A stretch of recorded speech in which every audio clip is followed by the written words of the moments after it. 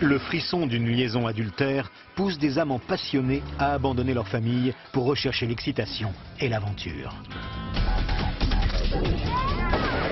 Mais quand leur naturel sauvage prend le dessus, C'est quoi ce foutoir? un acte criminel les force à prendre la fuite dans une sensationnelle, fatale liaison.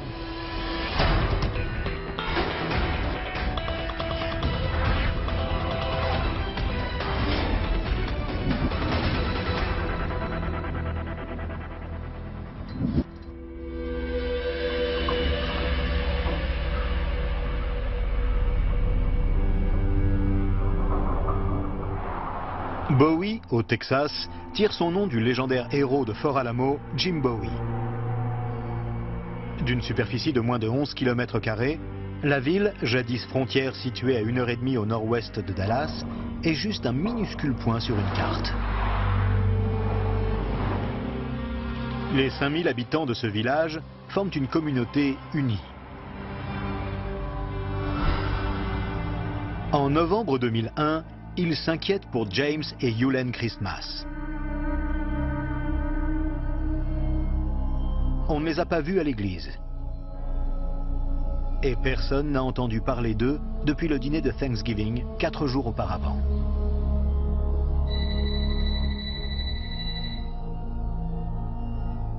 Le couple ne répond pas non plus au téléphone et ne rappelle pas. Alors Sonny Lunday et sa sœur Norma prennent un double de la clé et se rendent à leur domicile Maman? James? en se demandant ce qu'il arrive à leur mère et à leur beau-père. Y a quelqu'un? Maman? James? Oh, mon petit. Dans la maison, ils trouvent le chien du couple dont les gamelles sont vides. Et ce n'est pas tout. C'est les médicaments de James. Il ne serait pas parti sans. Tous ces signes, quelque chose n'allait pas. Il n'était pas là. Très inquiets, ils se rendent à l'ancienne maison de James, à quelques minutes de trajet hors du village. Leur sœur, Sandy, une ancienne policière, les accompagne. T'entends quelque chose? Non. James? Il répond pas au téléphone non plus. Le couple disparu vient parfois passer le week-end dans cette propriété. Sandy, Sandy, il y a une fenêtre ouverte derrière. Voyons si on peut entrer. Celle-là. On a poussé une caisse sous la fenêtre d'une chambre. Maman? Maman? James? Tout va bien? Puis Sandy est passée par la fenêtre et elle est allée ouvrir la porte. Ça y est. Ok. Maman, t'es là? Tu les vois? Maman? Maman, vous êtes là? Tout va bien? James? Ils regardent dans chaque pièce, mais tout semble en ordre jusqu'à ce qu'ils entrent dans une chambre et le mystère s'épaissit. Il n'y a pas de drap sur le lit. Quelque chose cloche. J'appelle le shérif. Tous trois savent que leur mère et leur beau-père ne partiraient pas sans les prévenir. On savait que quelque chose n'allait pas. Personne n'arrivait à les trouver, à les contacter, à avoir des nouvelles. Ce n'était vraiment pas dans leurs habitudes.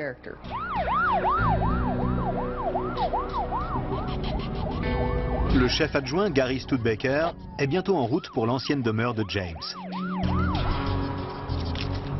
Comme on lui a dit qu'il n'y avait rien de particulier à voir dans la maison, il commence à inspecter les alentours où il trouve les vestiges d'un feu récent. Les cendres dissimulent des signes pour le moins énigmatiques, des restes d'objets personnels que quelqu'un a voulu détruire.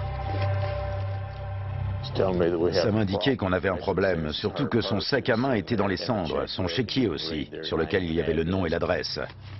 Je savais alors que quelque chose n'allait pas. Le temps que Studebaker finisse de fouiller dans les cendres, il fait nuit noire.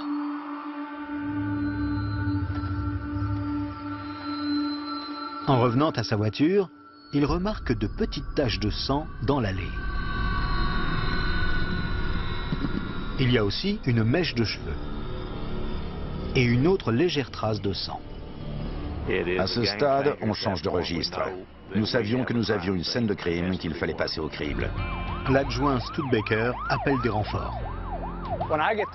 Quand j'ai reçu le coup de fil de Gary, il était quasiment certain que nous avions affaire à un crime. Il a retrouvé des effets personnels carbonisés, des preuves biologiques sur le porche d'entrée. Alors nous allions mettre le paquet.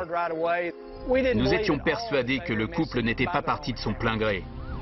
La police de Bowie a envoyé des renforts, le procureur était sur place et la plupart de mes agents ont commencé à rechercher le couple dans la propriété.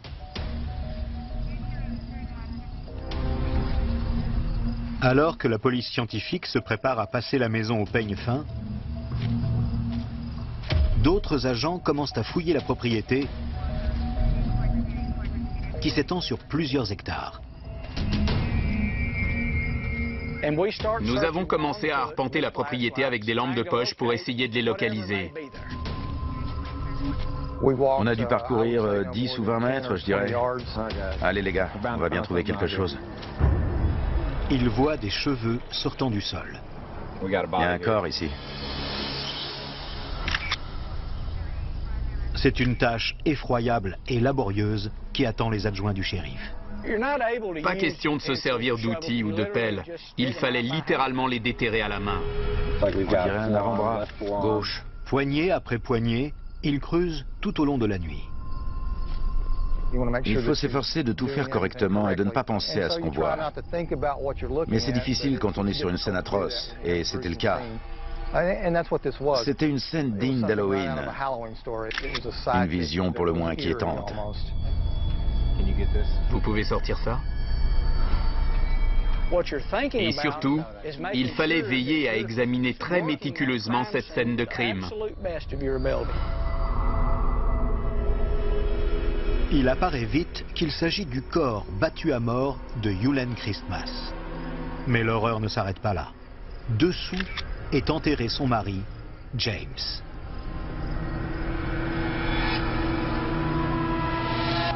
Les cadavres sont envoyés à l'autopsie. Heure après heure, les enquêteurs commencent à établir les faits qui ont abouti à ces meurtres. Le luminol révèle des traces de sang dans la maison. Dans le salon, il y avait un fauteuil inclinable qui semblait être maculé de sang. Il y avait beaucoup de sang sur une portion du mur. Il y a aussi des traces indiquant que quelqu'un a nettoyé et essayé d'effacer les empreintes digitales. Et il y avait un seau d'eau qui sentait la javel. L'autopsie confirme que James est mort d'une décharge d'arme à feu dans la poitrine, tirée de près. Yulen a été sauvagement battu à mort, frappé 15 fois, jusqu'à ce que son crâne soit brisé en 1000 morceaux. Ce que l'examen médico-légal nous apprend sur le tueur, c'est qu'il a fait preuve d'un excès de rage et de brutalité. À ce stade, c'est comme une orgie de soulagement répétitif à chaque éclaboussure de sang. C'est quelque chose qui s'apparente presque à une jouissance érotique de brutaliser de la sorte, encore et encore, un être humain.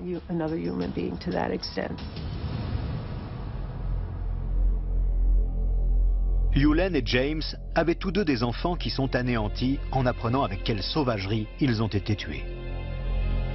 On était tous les quatre brisés.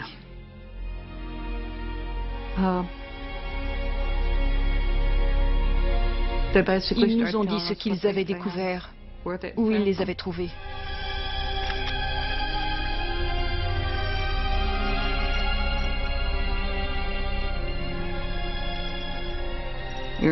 On était dans un tel état de choc.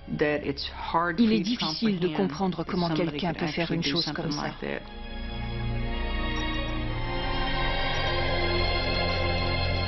À suivre. Les enquêteurs ne vont pas tarder à être mis au courant d'une histoire d'amour qui dégénère en tourbillon infernal. Et d'une évasion de tueurs notoires qui se termine par une terrifiante prise d'otage.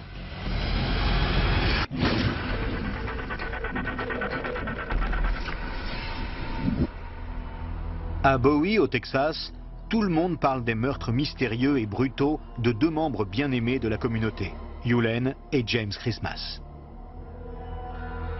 Le village de Bowie a été complètement abasourdi par la nouvelle de ce couple âgé assassiné dans sa propriété. Lui et elle étaient bien connus et très appréciés. Et savoir que quelqu'un les avait tués et à moitié enterrés dans leur propriété a choqué le village.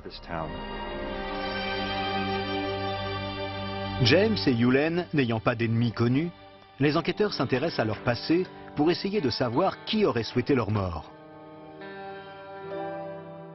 James et Yulen allaient tous deux sur leurs 80 ans. Ils étaient tous deux veufs. Ils se sont rencontrés à une fête paroissiale après l'installation à Bowie de James, charpentier à la retraite. Cela a été le coup de foudre. Ils se sont mariés rapidement. Ça nous faisait rire et on leur disait toujours qu'ils se conduisaient comme des lycéens qui avaient le béguin. Ils se tenaient la main en marchant, ils se disaient des choses tendres. C'était comme voir deux gamins vivre leur première histoire d'amour. C'était un adorable couple de gens âgés. Ils avaient connu la Grande Dépression, la Deuxième Guerre mondiale, et ils vivaient très bien à Bowie. Ils se sentaient en sécurité et ils menaient une vie très saine.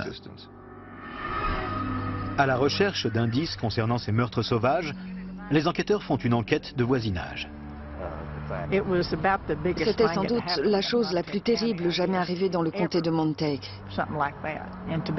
Et être la voisine d'à côté, c'était vraiment terrible.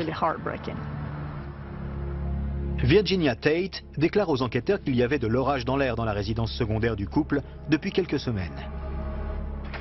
Papy, regarde qui est là.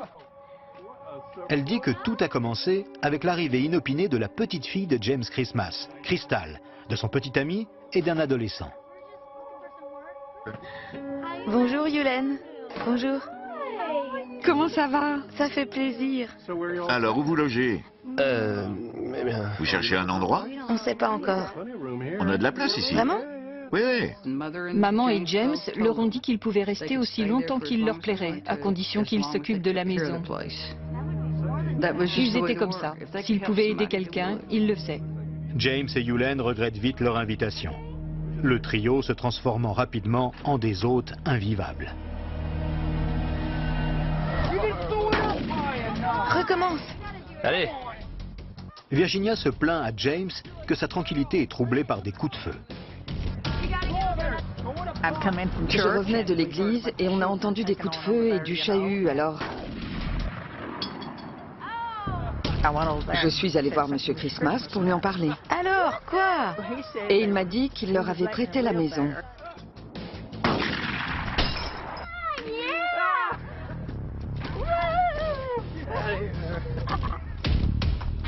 Les enquêteurs apprennent par la famille les noms des invités. Crystal Soto est une femme qui fuit son passé. Elle est accompagnée de son nouvel amant, Chuck Jordan, son beau-frère. Personne ne les fréquentait vraiment. Ils étaient plutôt isolés pendant leur séjour ici. Alors, le problème pour nous, c'est que nous n'avions pas de contact sur place auquel nous adresser pour savoir où ils étaient allés, à qui ils avaient parlé et ce genre de choses. Personne ne les connaissait. Alors, nous avons dû nous adresser à de la famille dans le Missouri et dans d'autres États pour essayer de savoir s'ils les avaient contactés. Je veux une bière. Crystal avait 2 enfants âgés de 5 et 1 an. Chuck était marié et avait 3 enfants. Salut mon amour. Il la connaissait depuis environ 3 ans, car elle était sa belle-sœur. Il était là à une période de sa vie où elle était plutôt malheureuse et où son mariage battait de l'aile. Son passé faisait état de violence. En fait, il avait été inculpé 2 ou 3 fois pour agression. Il avait ses problèmes d'addiction. Elle avait ses problèmes d'addiction. Il se fichait qu'elle boive ou qu'elle se drogue, car il en faisait autant. Lorsque des amis leur disent qu'il y a une attirance manifeste entre eux, plus rien d'autre ne compte.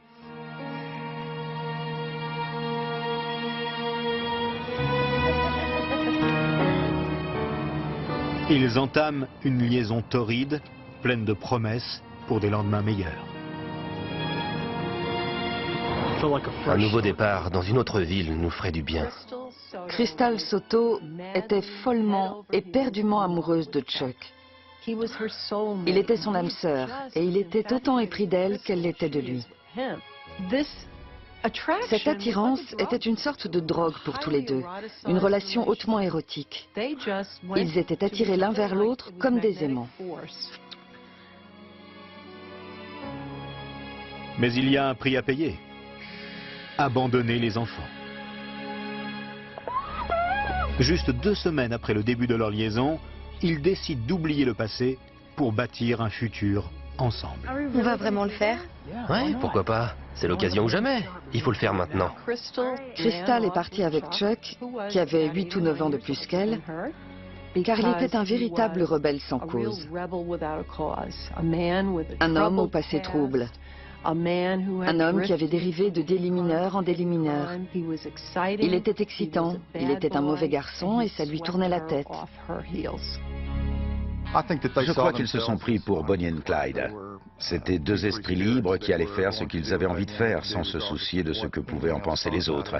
Ils voulaient échapper à la réalité. Laissant tout derrière eux, Crystal et Chuck finissent par quitter Saint-Louis dans le Missouri et partent vers le sud, accompagnés d'un ami adolescent, Billy Johnson. Lui aussi est en quête d'aventure et d'un nouveau départ. Une fois installés à Bowie, au Texas, Papy James les aide à trouver un travail de couvreur. Mais le moindre argent gagné est aussitôt dilapidé en cigarettes, alcool et drogue. C'est quoi ce foutoir? Oh, debout! James s'aperçoit qu'en l'espace de quelques jours, son ancienne maison a été transformée en dépotoir. Allez, et toi, debout! Nettoyez-moi tout ça! Tu te fous de moi? Les jeunes vandalisaient la maison. Il y avait des bouteilles de bière, des bouteilles de whisky et je ne sais quoi d'autre éparpillées partout.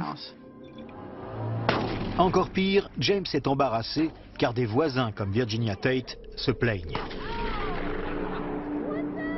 Je lui dis, je veux que vous sachiez ce qu'il se passe. Il leur prêtait la maison et ils étaient censés l'aider. Et il m'a dit, ils ne font que boire et se droguer. On ne dirait pas qu'ils pourraient m'aider en quoi que ce soit.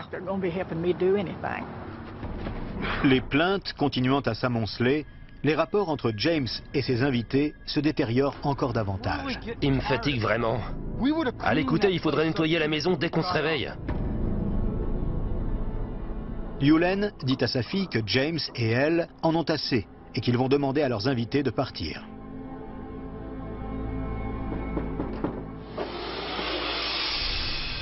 J'ai dit à ma mère, surtout n'y allez pas tout seul. Vous ne savez pas de quoi ils sont capables et ce qu'ils pourraient faire.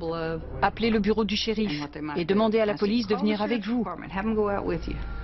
Elle m'a répondu non, ça va aller, ils ne nous feront pas de mal. Où on est censé Cette aller? maison est une porcherie. Comment tu peux me faire ça, papy? Où vous allez, je m'en fiche. On sait pas où aller. Je m'en fiche. Fichez le camp. Je suis de ta famille. Ils ont cru qu'ils pouvaient y aller tout simplement et dire, bon, vous devez partir. C'était une grosse erreur d'appréciation. On sait pas où aller. Je suis ta petite fille, ta chair et ton sang. Vous pouvez pas rester, allez-vous-en. Vous savez quoi? Partez d'ici avant que... Tous 3 sont les suspects principaux des meurtres.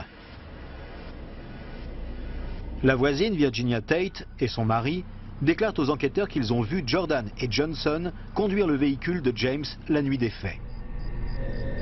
Les enquêteurs pensent qu'ils ont conduit les corps là où ils les ont enterrés à la hâte, puis qu'ils ont filé avec le véhicule.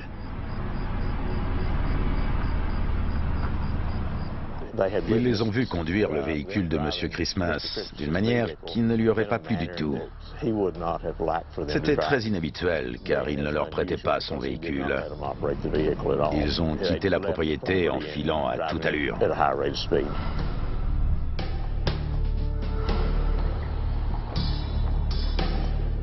Les adjoints du shérif interrogent les familles de Jordan et de Soto pour savoir où ils peuvent aller et obtiennent aussi un mandat pour des écoutes téléphoniques. Ils sont rapidement assez sûrs que le trio est parti à plus de 3000 km dans l'espoir de se réfugier chez de la famille de Crystal. Nous étions quasiment sûrs qu'ils allaient vers l'État de Washington et vers l'Alaska, où ils avaient de la famille qui pourrait les aider.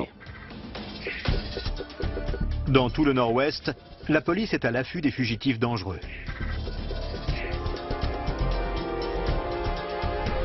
La recherche se termine à Shelton, dans l'État de Washington.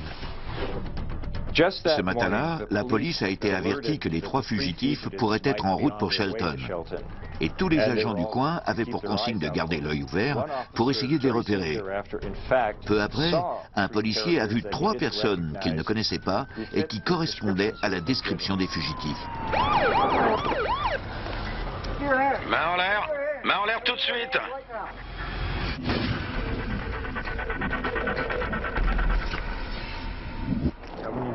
On doit s'arrêter pour essayer de trouver... La police de Shelton, dans l'État de Washington, pense avoir repéré des suspects qui sont en cavale depuis 4 jours après s'être enfuis de Bowie, au Texas, à plus de 3000 km de là.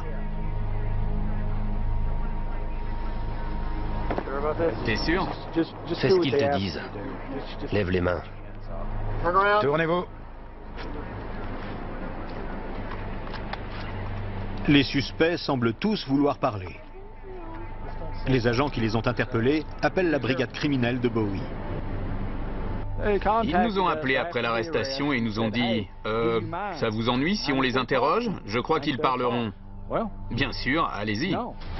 Les suspects révèlent qu'ils sont d'abord allés à Sacramento, en Californie, où ils ont abandonné le pick-up du couple assassiné dans l'espoir d'envoyer la police sur une fausse piste. Le véhicule est retrouvé dans le parking d'un grand magasin et son examen confirme les soupçons des enquêteurs. Le pick-up a été utilisé pour emmener les corps là où ils ont été enterrés. Alors bien sûr, il y avait beaucoup de preuves physiques tangibles dans ce véhicule. C'en était couvert. Crystal Soto donne une version détaillée des faits. C'est moi qui ai tout fait. Ça se passait entre moi et mon grand-père. Yulen a pété un plomb. Elle était furieuse comme tout. Elle nous hurlait de partir. Elle m'a giflé. Je l'ai giflé en retour. Surtout, ne lève plus jamais la main sur moi comme ça. Comment oses-tu? James, à l'aide. Il m'a braqué avec le fusil. Je suis allée chercher le mien. Et il nous menaçait, Chuck et moi. Alors j'ai dû tirer sur mon grand-père. James, Qu'est-ce que tu fous? Puis je l'ai frappé à la tête. Je l'ai frappé à la tête jusqu'à ce qu'elle ne puisse plus se relever. Crystal Soto, dit-elle la vérité ou essaie-t-elle de protéger son amant et de duper les enquêteurs? Je peux voir Chuck maintenant? Elle a écrit dans de nombreuses lettres envoyées de la prison qu'il y avait des stratégies qui pouvaient les disculper. Elle a parlé de feindre l'aliénation mentale, de feindre la dépression. Et elle a parlé d'autres stratégies concernant qui allait témoigner contre qui et sur qui ils pouvaient compter pour ne pas témoigner contre eux. Chuck Jordan a une version très différente. C'était un accident, les gars. D'accord? Juste un accident. Un accident? J'essayais de protéger ma copine. On va nulle part. Ne me touchez pas. Et maintenant partez ou j'appelle la police. Il y a des canettes de bière par terre. On va nettoyer. Ce n'est pas que les canettes par Il a terre. saisi le fusil et le coup est parti. Je voulais pas faire ça. C'était un accident. Elle est venue vers moi, elle m'a attaqué. Tout s'est passé si vite. Alors, je l'ai frappée pour qu'elle s'arrête. Je peux vous assurer que Crystal et Billy n'ont rien à voir dans tout ça. D'accord? Je voulais rien de tout ça. C'était juste un accident. Que s'est-il passé ce jour-là? Je vais vous dire tout ce que je sais. Billy Johnson dit qu'il était dehors quand James et Yulen sont venus trouver ses amis. J'étais dehors en train de fumer une cigarette et j'ai entendu un cri. Alors je suis entré dans la maison en courant.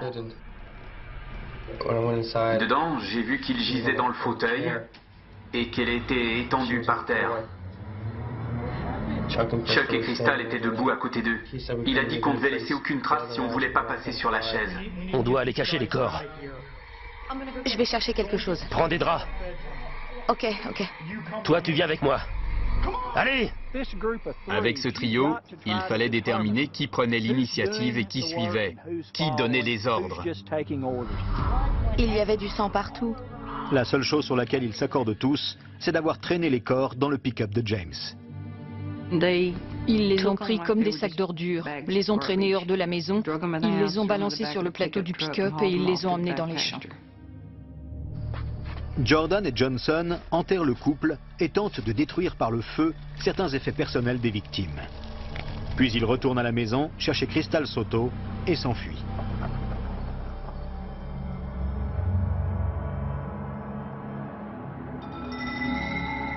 La police ne sait toujours pas avec certitude qui a commis les meurtres, mais pense que Bill Johnson est juste impliqué dans les faits ultérieurs. Les 3 suspects sont extradés vers Bowie, au Texas. Crystal Soto et Chuck Jordan sont incarcérés dans la prison du comté, tandis que Billy Johnson est détenu dans un autre établissement. Votre témoignage. Car les enquêteurs veulent le convaincre de témoigner contre ses 2 compères. Oui, monsieur, je vais témoigner. On va sortir d'ici. Dès qu'elle viendra chercher le seau, je l'attrape et toi, t'arrives de l'autre côté. Cependant, Chuck Jordan n'est pas prêt à perdre la femme qu'il aime, ni à passer sa vie derrière les barreaux. Chuck n'avait rien à perdre et il avait une sorte de fantasme illusoire. Si je peux sortir d'ici et aller au Mexique, je pourrai vivre le grand amour avec Crystal et tout ça s'effacera. Son compagnon de cellule est un tueur brutal condamné à perpétuité.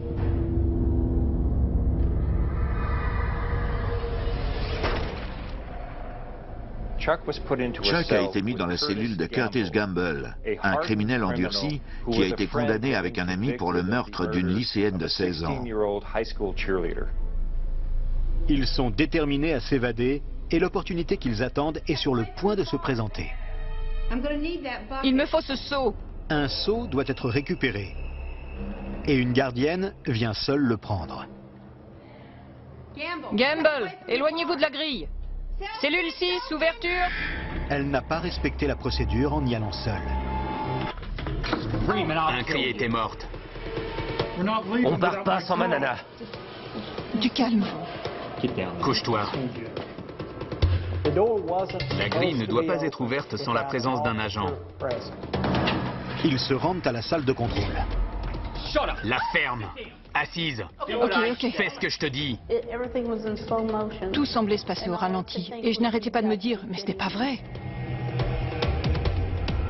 Ce sont 2 hommes désespérés. Ils n'ont plus rien à perdre. Ce sont des gens habitués à prendre des risques, alors ils foncent. Magne-toi, fais ce que je te dis. Ok, du calme. Ouvre la cellule de cristal. Curtis Gamble exige la libération d'autres prisonniers. Ok. Debout. Ok. Debout. Attendez. Il voulait que j'ouvre la cellule de cristal et la cellule de Bagwell. Josh Bagwell était le complice de Gamble dans le meurtre de la lycéenne. Ils auraient pu nous tuer. Je pensais que s'ils pouvaient sortir sans qu'il y ait de blessés, les gars du shérif les retrouveraient. Les prisonniers s'enfuient dans la voiture de Missy Lanford. Les responsables de la prison ne tardent pas à découvrir ce qui s'est passé et en informent le shérif. J'ai demandé, comment ça, ils sont dehors? Et j'ai eu la même réponse, ils sont dehors, ils se sont évadés. À la prison, on découvre vite que les 2 amants et leurs 2 nouveaux amis meurtriers se sont enfuis en voiture.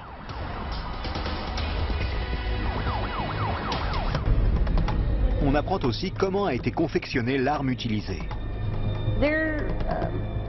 Les étagères qui soutenaient la télé de la cellule comportaient des tiges de fer. Ils ont enlevé une tige de fer, en fait ils ont enlevé les 2 et ils les ont frottées sur le sol jusqu'à ce qu'elles soient pointues. Et ils ont enroulé une sorte de tissu autour. Le chef adjoint a dit qu'elles auraient pu nous transpercer facilement. J'avais un problème que la plupart des shérifs n'ont jamais connu. J'avais 2 tueurs condamnés et 2 tueurs présumés, tous les 4 en cavale dans mon comté. Ils sont tous les 4 dangereux, désespérés et prévoient de survivre en entrant par effraction dans des habitations. Vous voyez ça, les gars?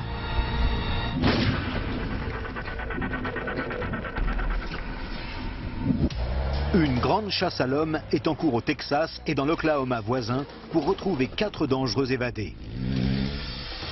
Les suspects de meurtre, Chuck Jordan et sa compagne Crystal Soto. ainsi que des tueurs condamnés, Curtis Gamble et Josh Bagwell.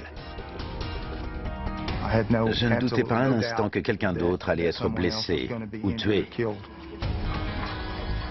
Curtis Gamble et Josh Bagwell sont de l'Oklahoma voisin. Aussi, les recherches se focalisent au nord, vers la rivière Rouge qui sépare les deux États. Les tueurs ont abandonné le véhicule volé et sont à pied, livrés au froid hivernal.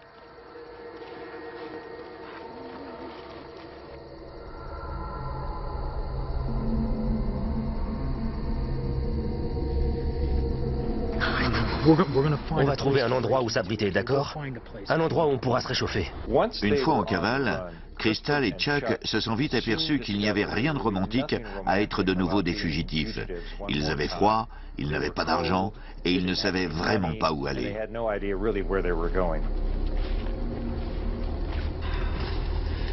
Vous voyez ça, les gars? Oh mon Dieu!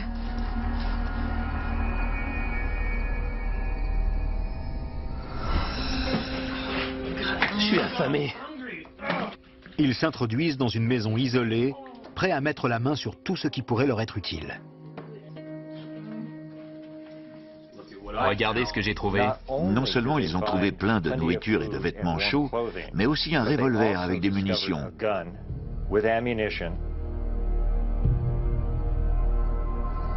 Et dehors, un pick-up qu'ils se sont empressés de voler. Cela fait 8 jours que l'évasion a eu lieu. Les autorités espèrent que les fugitifs vont contacter de la famille et dire où ils sont. Ils arrivent tous les quatre dans la ville d'Ardmore, en Oklahoma. Ouais, j'ai besoin de fric. Où Chuck Jordan commet l'erreur de s'attarder à une cabine téléphonique. J'ai besoin de fric. Quand est-ce que vous pouvez m'en envoyer? J'en ai besoin maintenant. La police avait mis sur écoute tous leurs proches, en espérant qu'une opportunité comme celle-ci se présente.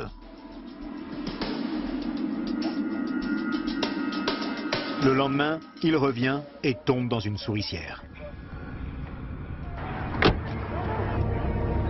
Stop! Ne bougez plus! Pas un geste, pas un geste! À terre, main en l'air, main en l'air! Tu l'as? C'est bon. T'as vu les flics là-bas?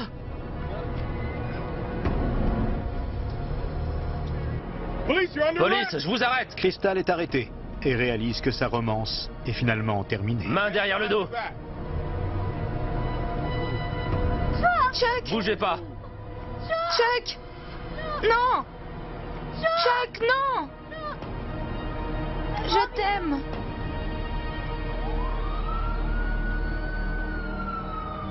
Mais les tueurs condamnés, Curtis Gamble et Josh Bagwell, ne prévoient pas de se rendre. Monsieur, tournez-vous. Le propriétaire du magasin est maintenant un otage. Alors, nous avions ces deux tueurs violents retranchés dans une supérette avec un otage et en train de se saouler. C'est le pire cauchemar pour un négociateur de la police. Ça va, mec? Tu t'amuses? Ah, allez! Le procureur Tim Cole arrive sur place, convaincu que le sang va couler avant la fin de la nuit. Tu t'éclates, hein? J'étais absolument convaincu qu'il ne se laisserait pas prendre sans combattre, car Gamble et Bagwell n'avaient plus rien à perdre. C'est pas si mal. Ils allaient passer le reste de leur vie en prison et leur désespoir était ma grande crainte. Allez, cul sec. Disposant d'une arme, d'un otage et de bière à volonté, les tueurs évadés Curtis Gamble et Josh Bagwell ne sont pas pressés de se rendre. Plus ils boivent, plus la police craint que la situation ne dérape dangereusement. Posez vos armes!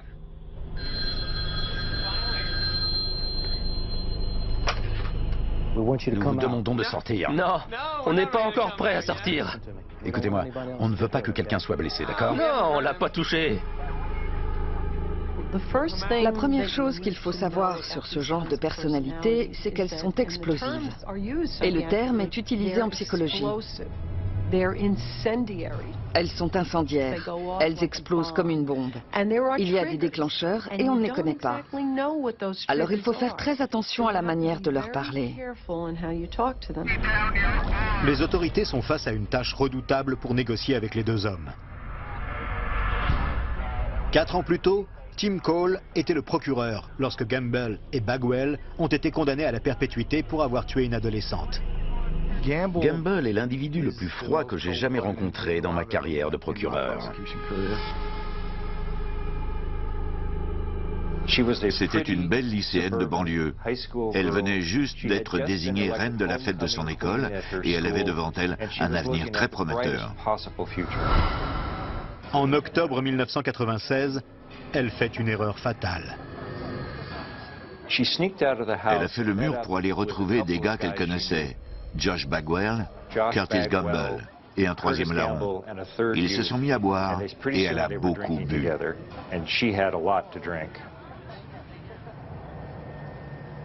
Je me souviens avoir dit qu'elle était sortie par la fenêtre pour se jeter dans les bras du diable. Au moins 2 de ces gars, et sans doute les 3, ont abusé d'elle pendant qu'elle était plus ou moins inconsciente.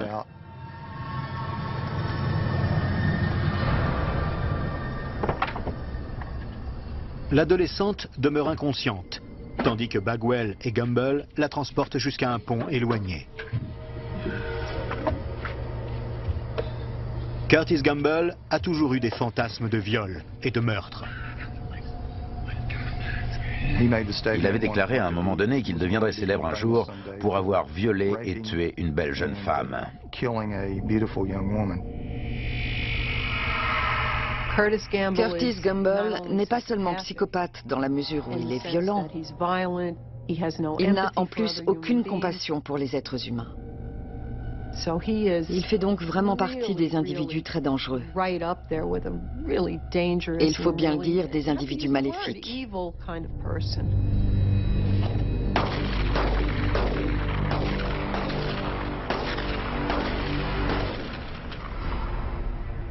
Maintenant, lui et son ami perturbé ont une arme, un otage, et sont de plus en plus ivres à chaque minute qui passe.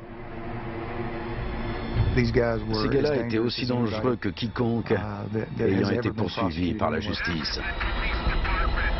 Il a un flingue.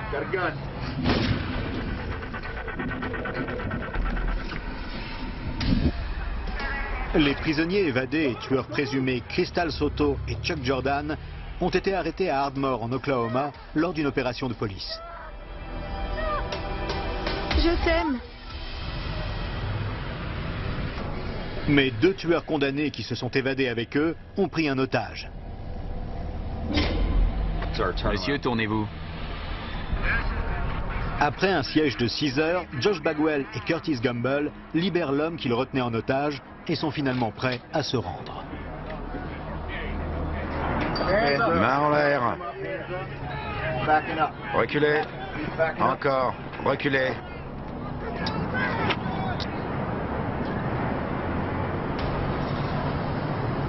Il a un flingue. Il a un flingue.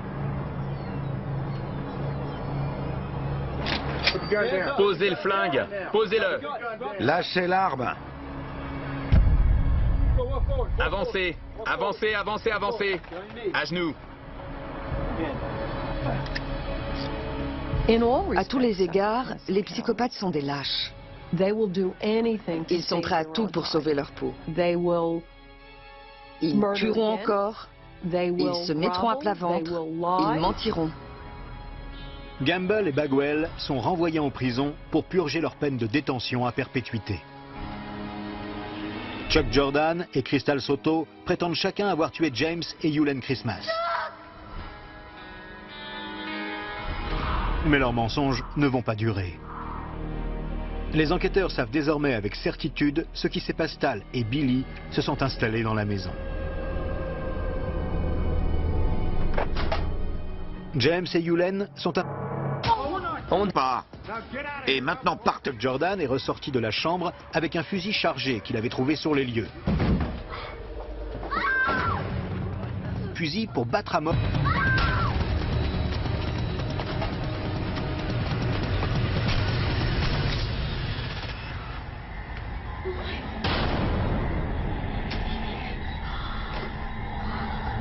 Qu'est-ce que t'as foutu? Il faut nettoyer ça si on veut pas finir sur la chaise. Je vais chercher quelque chose. Prends des draps. Ok, ok. Toi, tu viens avec moi. Allez! Crystal Soto est allé prendre des draps pour évacuer les corps. Puis elle a commencé à nettoyer et effacer les traces avec de la javel.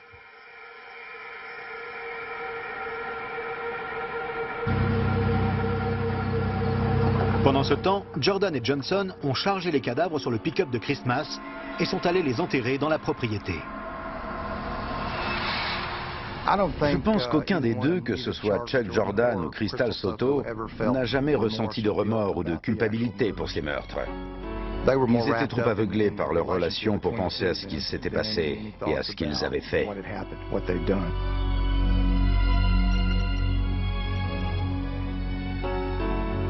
Chuck, je t'aime. Billy Johnson déclare que Chuck Jordan l'a menacé avec une arme pour qu'il l'aide à enterrer le couple. Le shérif Hamilton pense que Chuck Jordan a pris le contrôle de la situation après les meurtres. C'est bon? Allons les chercher. Chuck était le meneur dans cette affaire. Il était le plus costaud. Chuck est un gaillard. Je ne vais pas dire qu'il était le plus malin du groupe, mais c'est lui qui donnait les directives. Chuck Jordan est accusé des meurtres. Tandis que Crystal Soto et Billy Johnson sont seulement inculpés de vol et de dissimulation de preuves. Une décision qui provoque la colère de la famille de Yulen. Aucun des trois n'a jamais montré le moindre remords. Pas la peine d'en faire un plat, quoi. On a juste tué deux vieillards, rien de grave. Lors du procès en novembre 2002, les avocats de Chuck Jordan font appel au docteur Kelly Goodness, psychologue, pour l'examiner et témoigner en sa faveur. On ne va nulle part. Ne me touchez pas. Et maintenant, partez ou j'appelle la police. Elle pense qu'il était ivre et sous l'emprise de stupéfiants à ce moment-là. Et qu'il n'a pas fallu grand-chose pour qu'il explose.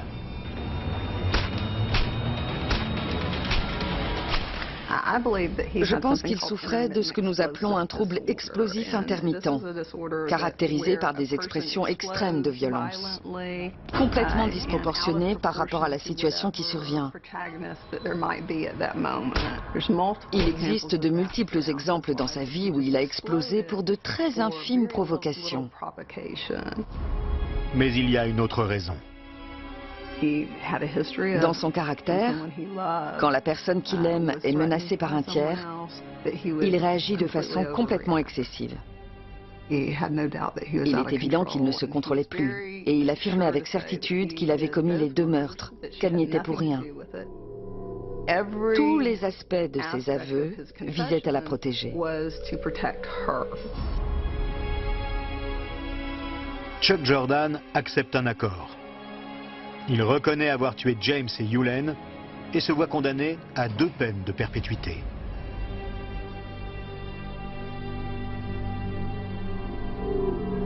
En 2003, les gardes découvrent qu'il a encore essayé de s'échapper.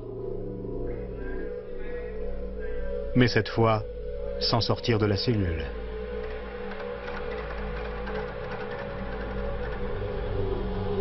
Alors il a récupéré des comprimés et il les a tous pris en même temps.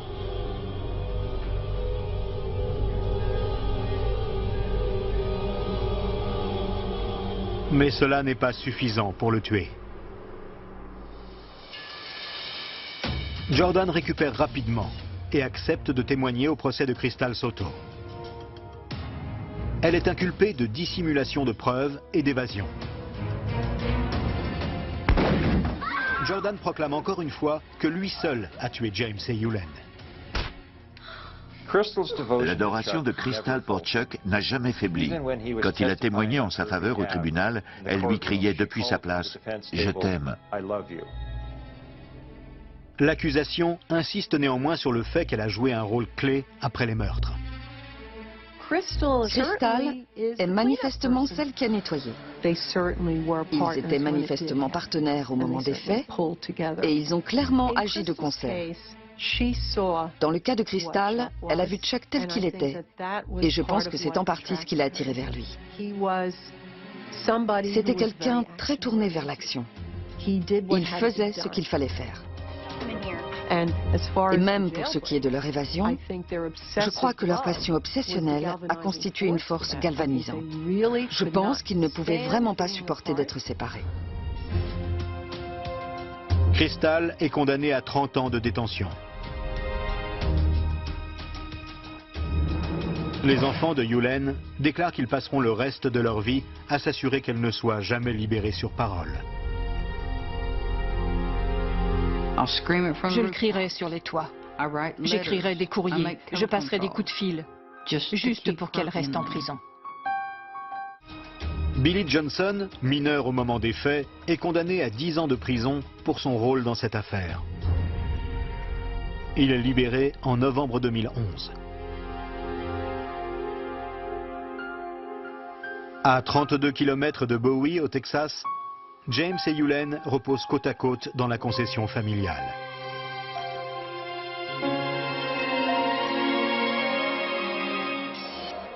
En mars 2011, Chuck Jordan réussit à s'évader définitivement en se pendant dans sa cellule.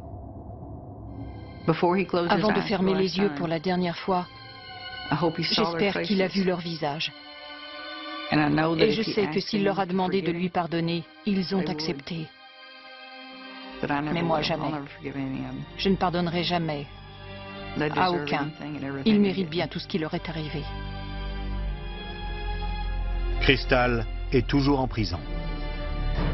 Le côté fatal, c'était leur amour obsessionnel, une liaison fortement sexuelle. C'était une véritable fusion. La brutalité était occasionnelle. Je ne suis pas sûre que c'était une conséquence de leur passion. Ils avaient cette prédisposition à l'action parce qu'ils n'étaient jamais affectés par le remords et ils vivaient à fond le moment présent.